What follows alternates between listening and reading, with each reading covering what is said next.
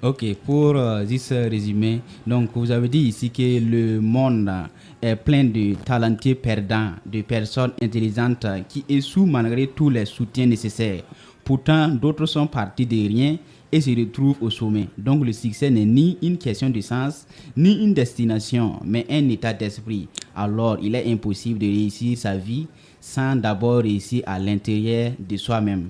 Et ceci n'est ni enseigné à l'école, ni à la maison non plus. Ce livre en fait l'objet et votre réussite en dépend. Donc c'est ce que vous avez écrit. Voilà, Oui. dites-nous même sur ce passage-là ce que vous voulez véhiculer. Et sur ce passage, ce que j'ai eu l'intention de dire exactement, c'est de faire comprendre aux gens que tant que, tant que le succès n'est pas déjà dans l'esprit, il est difficile de réussir.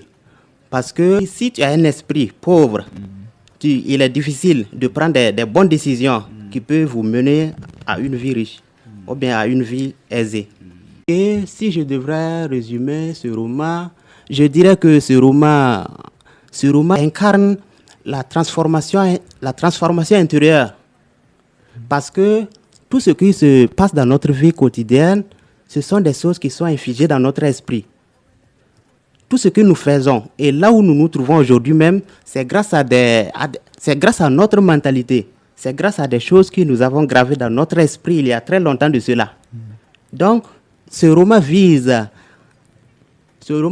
à changer les croyances, à planter la grandeur dans les esprits. Voilà, je pense que si je devrais résumer, c'est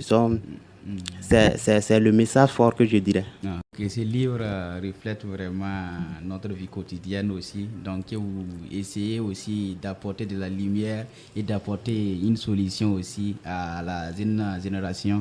Livre là, parce que ce livre aussi reflète aussi la réalité que nous vivons actuellement. Parce que vous avez dit aussi que si vous n'avez pas de rêve, vous n'allez rien devenir sur cette terre. Laissez ces termes. Mes parents sont pauvres ou les autres ont eu de la chance. Vous avez conclu en disant nos rêves valorisent notre vie. Une vie sans rêve accompli est futile. Je veux dire, si on vous met au monde et puis vous vivez jusqu'à votre vieillesse, vous êtes fatigué, vous ne pouvez plus rien faire et puis vous n'avez pas accompli ce ne serait-ce qu'un seul rêve. Bon, votre vie n'a pas trop de valeur.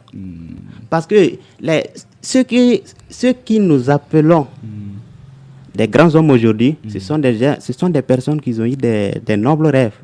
Donc c'est pourquoi on les appelle grands.